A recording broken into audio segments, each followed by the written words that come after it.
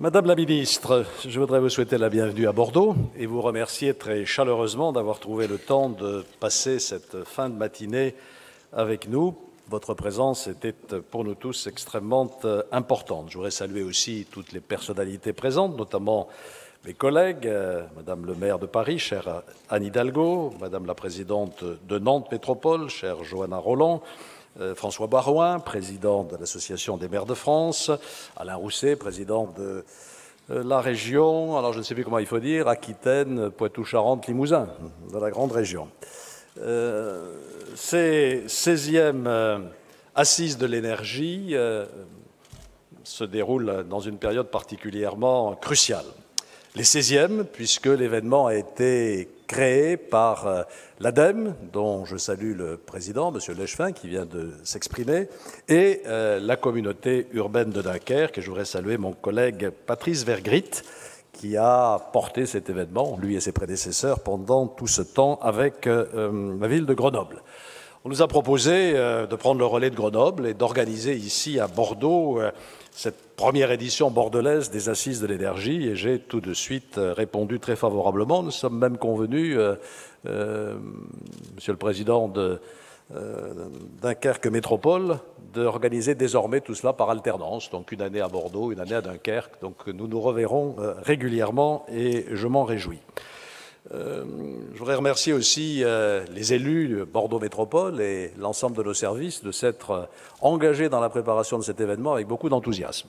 J'ai parlé de Bordeaux Métropole, Madame la Ministre, c'est une toute nouvelle née, puisqu'elle a moins d'un mois d'existence. C'est au 1er janvier que la communauté urbaine de Bordeaux s'est transformée en Bordeaux Métropole.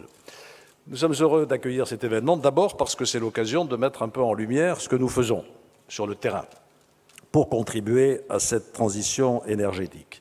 Toutes nos collectivités territoriales, vous me pardonnerez de mettre un projecteur un peu plus appuyé sur ce que fait Bordeaux Métropole avec son agenda 21, son plan climat-énergie territorial. Je voudrais souligner deux points fondamentaux de la stratégie que nous avons essayé de déployer. Tout d'abord, les déplacements. Avec l'achèvement de la 3e phase de notre réseau de tramway, nous aurons le réseau le plus important de France. Et il n'y a pas que le tramway, il y a aussi les déplacements doux.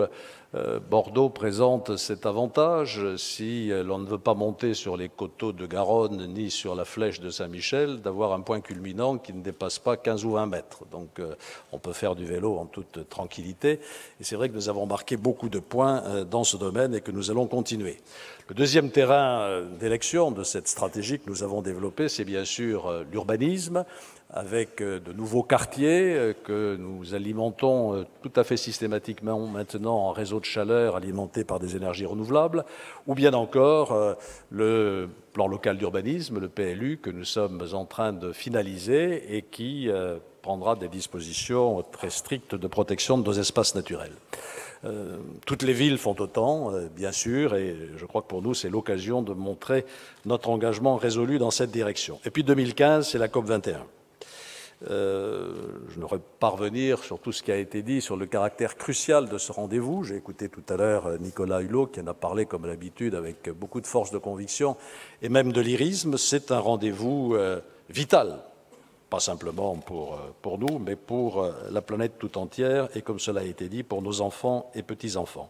Et nous avons donc pensé que les collectivités territoriales devaient être partie prenante de la préparation de la COP 21 de Paris, en se mobilisant comme nous le faisons.